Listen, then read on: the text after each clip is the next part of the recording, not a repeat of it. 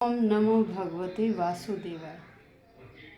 भक्तों, हम श्रीमद् भगवद गीता के चतुर्थ अध्याय दिव्य ज्ञान का श्रवण कर रहे हैं। कल हमने श्रवण किया था कि इस संसार में मनुष्य सकाम कर्म करते हैं और देवताओं का ध्यान करते, देवताओं की स्तुति करते, देवताओं की पूजा करते हैं और देवता भी उन्हें उनके सकाम कर्मों का फल अवश्य देते हैं।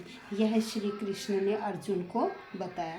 तो आज हम श्लोक संख्या 13 का श्रवण करेंगे, जिसमें श्री कृष्ण बता रहे हैं कि देखिए, संसार में जितने भी व्यक्ति हैं वो प्रकृति के तीनों गुणों से, उनमें तीनों गुण समाये हुए हैं।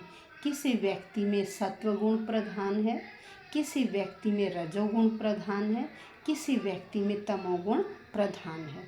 और कहते हैं कि देखिए, मैंने इन गुणों के आधार पर उन्हें 4 वर्गों में विभाजित किया है: ब्राह्मण, क्षत्रिय, वैश्य और शूद्र। तो आइए अब श्लोक संख्या 13 है। चातुर्वर्ण्यं मया सृष्टं गुण कर्म विभागशः तस्य कर्तारमपि माम विद्य अकर्तारम अव्ययम्। अब चातुर्वर्ण्यम, चारों वर्णों को, चातुर्वर्ण्यम समाज के जो 4 वर्ण हैं, मया मेरे द्वारा सृष्टम रचे गए हैं, मैंने उत्पन्न किए हैं। श्री कृष्ण भगवान कहते हैं कि जो समाज में 4 क्या हैं, विभाग हैं, वो मैंने उत्पन्न किए हैं। गुण कर्म, किसके हिसाब से उन्हें 4 इन विभागों में विभक्त किया?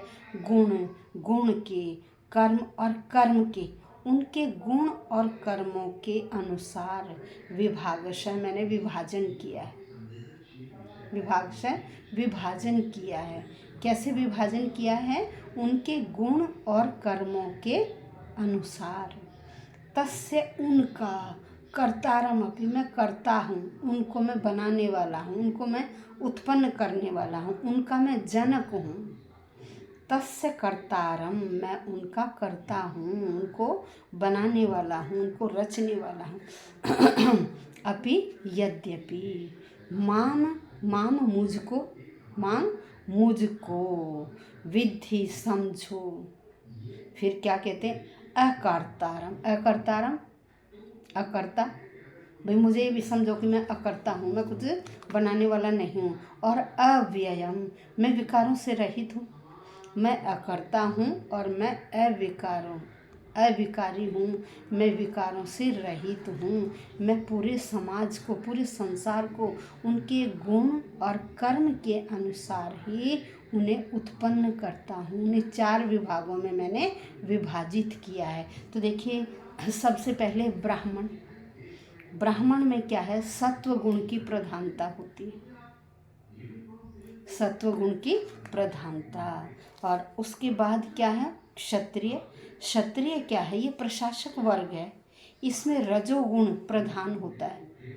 कौन सा गुण? रजोगुण प्रधान होता है। फिर इसके बाद कहा इन्होंने वैश्य। भाई वैश्य में क्या है? वैश्य में रजोगुण भी होता है और तमोगुण भी। वैश्य जो वणिक वर्ग है उसमें क्या है? क्षत्रियों में इन्होंने कहा रजोगुण प्रधान होता है, इसलिए वो क्षत्रिय कहलाए। फिर इन्होंने कहा वैश्य में रजोगुण भी होता है और तमोगुण भी होता है। इसके बाद इन्होंने कहा जो शूद्र है, शूद्र वर्ग क्या है? तमोगुण प्रधान होता है।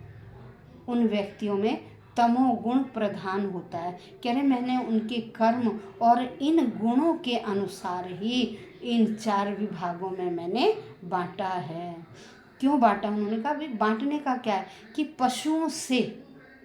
पशुओं से मनुष्य की भिन्नता की जा सके, इसलिए मैंने उन्हें इन 4 वर्गों में बांट दिया ताकि वो पशु स्तर से ऊपर उठ सकें और अपने कार्य के प्रति प्रवृत्त हो सकें और जो अर्जित उनके गुण हैं उन गुणों के द्वारा ऐसा किया गया।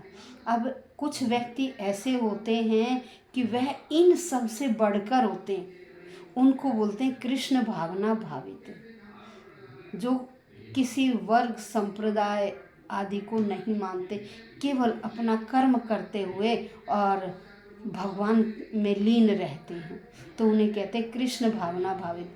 वो न जाति मानते, किसी तरह का जाति संप्रदाय वगैरह को वह नहीं मानते, वह केवल और केवल क्या मानते कि हम ईश्वर की एक संतान हैं। क्या है? केवल एक संतान है, वह केवल परम सत्य को मानते हैं।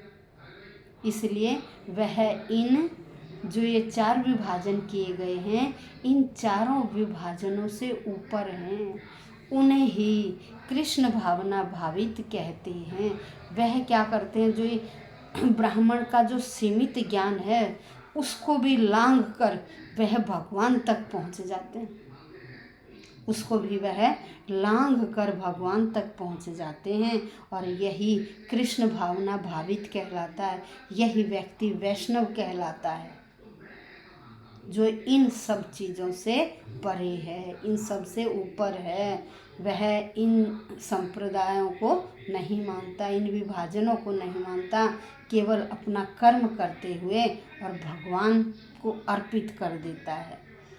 जब व्यक्ति, देखिए भगवान के भी बहुत रूपों में भगवान ने अवतरित रूप लिया है। कृष्ण भावना भावित जो व्यक्ति होता है ना, उनमें देखिए आपने भगवान के विभिन्न अंशों में, जैसे राम पैदा हुए, नरसिंह हुए, वराह हुए, इन सब का क्या है, इन सब का ज्ञान सम्मिलित था। यह अपने जो वर्ग था उससे ऊपर का ज्ञान इनके पास था, इसलिए यह व्यक्ति क्या कहलाए, यह क्या कहलाए, कृष्ण भावना भावित व्यक्ति।